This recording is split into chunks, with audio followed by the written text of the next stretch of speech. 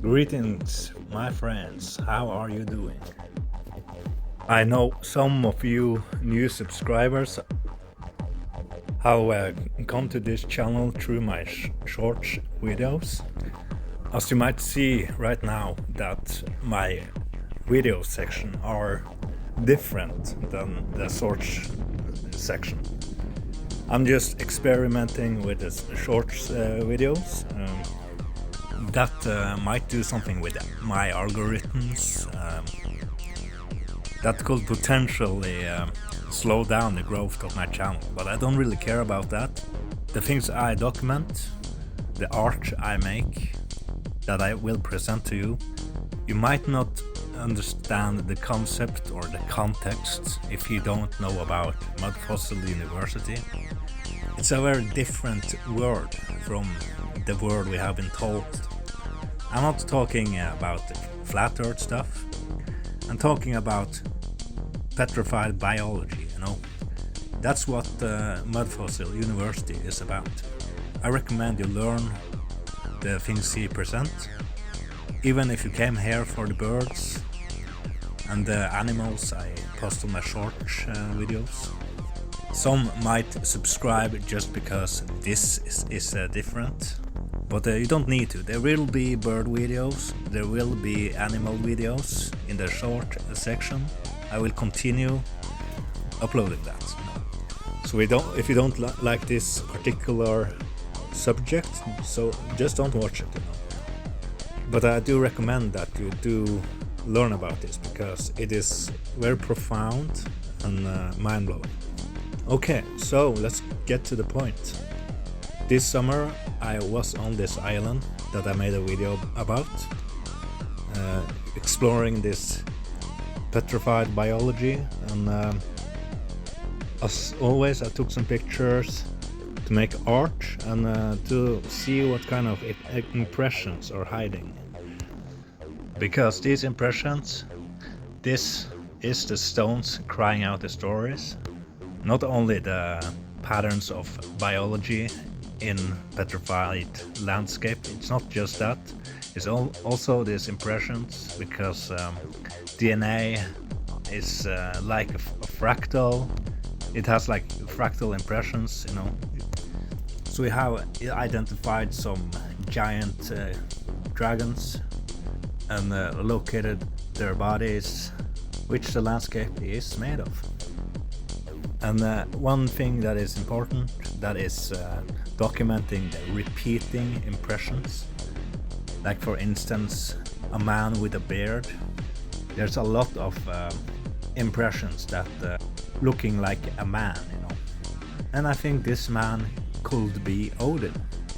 Now I don't know if there exists any documentation that Odin created the land masses by turning himself into a dragon or multiple dragons.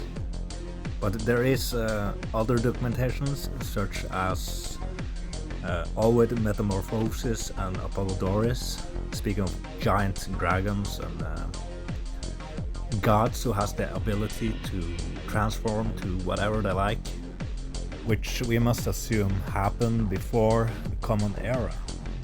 The fall of Olympus, the fallen angels. I think those two things are kind of compartmentalized, but they are essentially the same thing in my opinion. And this is very important, especially for our religious truth seeker. It will help us see and understand the bigger picture. The gods had very fearful and tremendous power. It's in our blood to fear God. But we need to let go of this idea that there are good gods or there is a good God, In my opinion, there is the one, or the source, which does not have a personality or bias in our world. It does not need anything from anyone. It does not take worship. It's not a sentient being. But the gods are. And these gods are the fallen angels. And another thing that is important to keep in mind is that they had the power to transform to essentially to whatever they want. Giant creatures, miles in size, Sounds ridiculous, right? But it's written down in history. Roger Spurr has documented a lot of biology, petrified biology, with his expertise, and have DNA confirmation. So anyways, this island I was on, taking a lot of photos, pictures. Yaldabaoth, right outside my town here. The thing I want to present to you today are these impressions of something that looks like a grey, or this entity is very similar to this entity that Aleister Crowley communed with. Now I saw that impression in 2 of my photos. The last time I was taking pictures on close proximity of this island.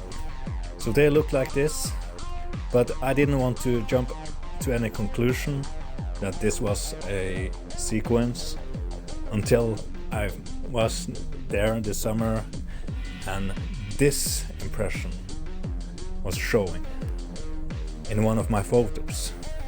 So that's confirmation right there. And then you got these greys looking the same thing.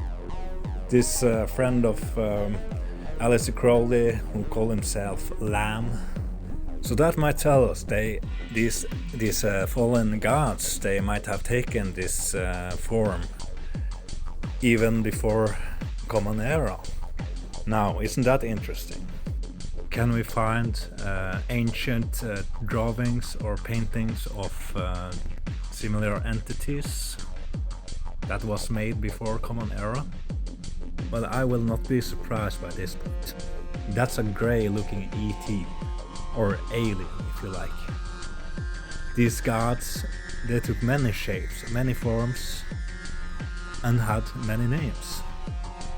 Just look at Odin here. There's a list of names that he had. There's over 100 names, over 200 names. But let's look at this other impression.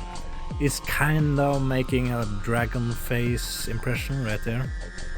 But I also think it looks kind of parasitic. These gods truly were parasitic in nature, I guess. They were usurpers. And yes, they are responsible for the making of this world. I know people like the idea that it was some benevolent creator who made this.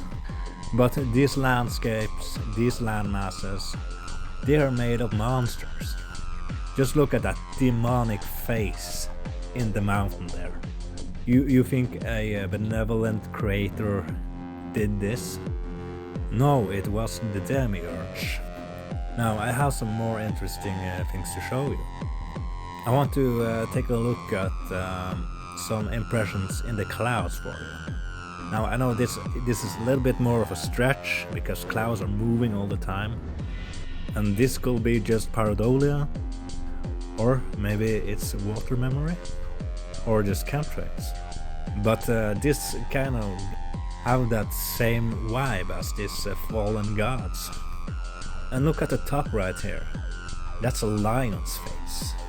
I mean, it could just be pareidolia, it could just be random, but I mean, what are the odds? That's like Yaldabaoth right there, man. I mean, what are the odds?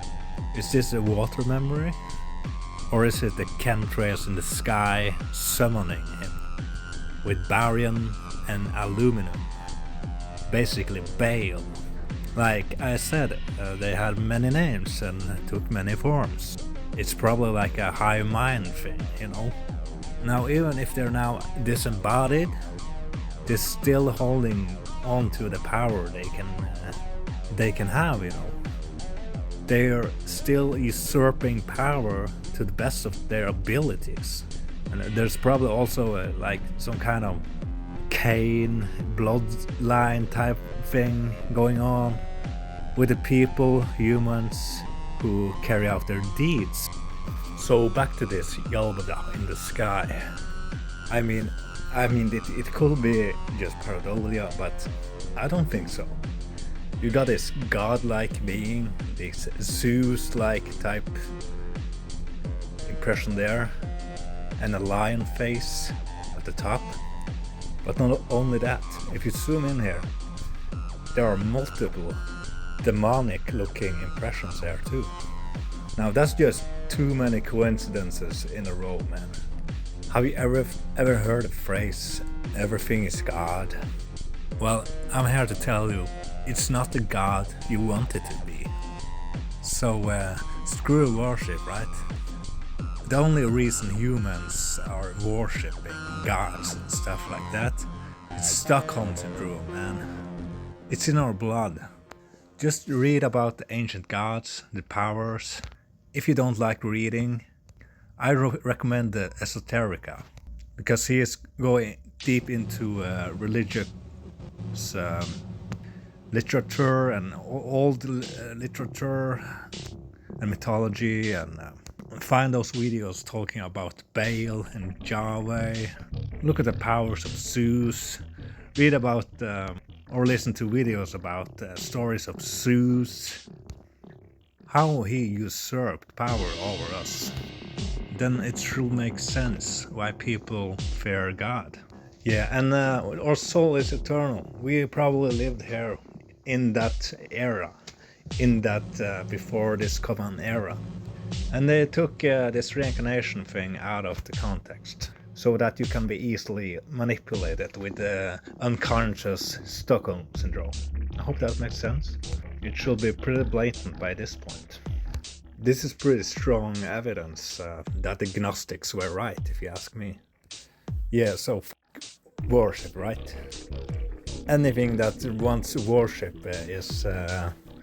it's just narcissistic demonic entities, man. Parasitic. Just and when you consent to that, you invite them. You invite that into your life. Do you think Jesus get a free pass from me? The whole thing is such a clever, cunning scheme, man. He's saying it straight out himself. He is the morning star. A double-edged sword is coming out of his mouth in Revelation 1:16. It is telling you who it is, so that you know that you consent to it by worshipping him, you know? Easy maths. This is how this world operates.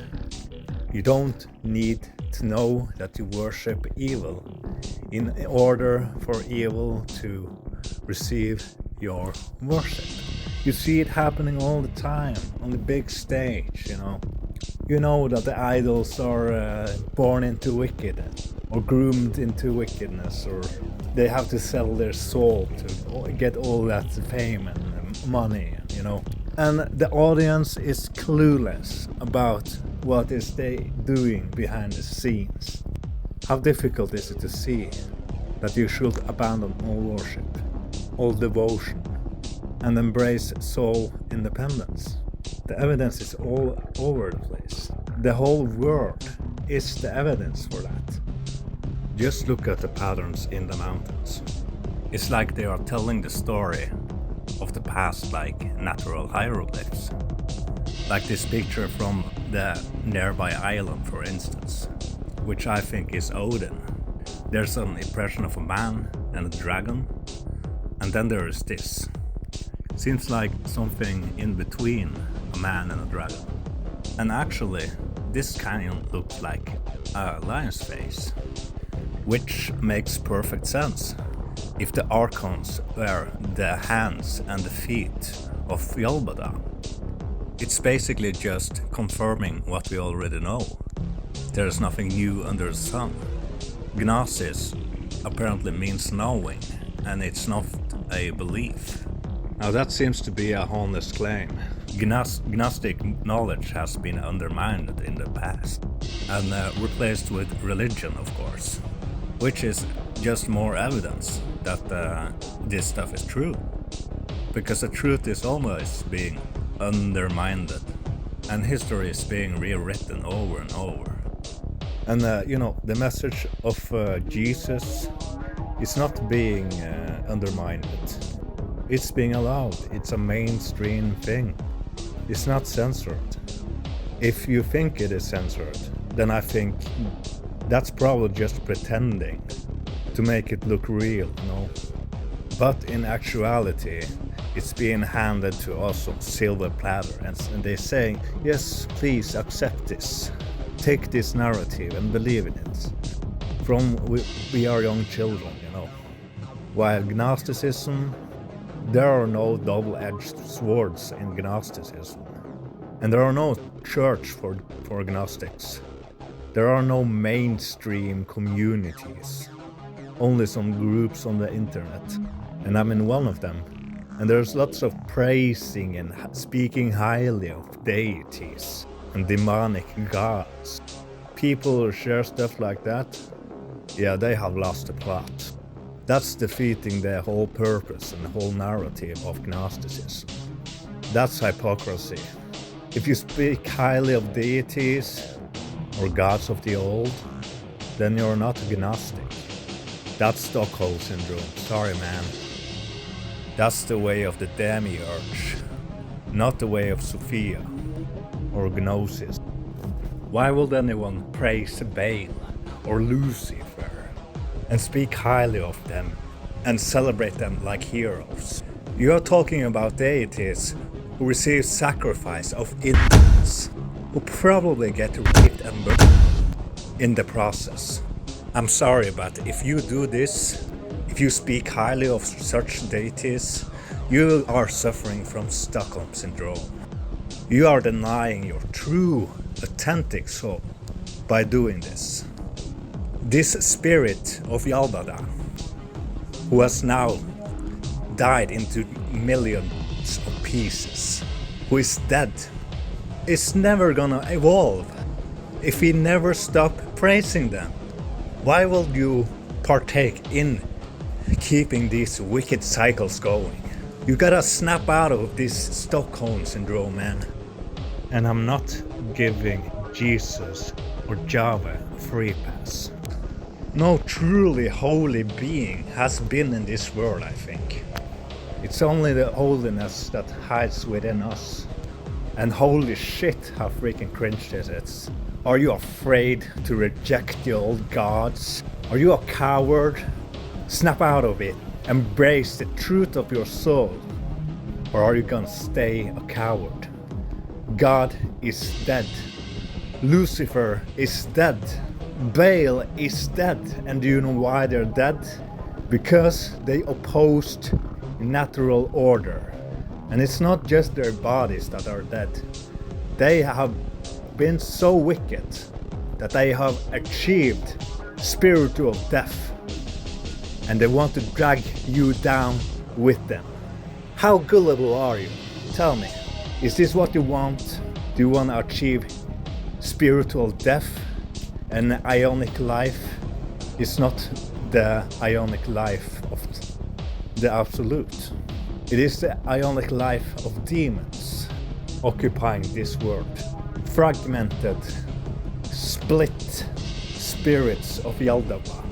This spirit will never evolve or return to the source if we never stop praising them. So essentially, we knew that the archons were the gods, and that these archons are descendants of Yaldabaoth.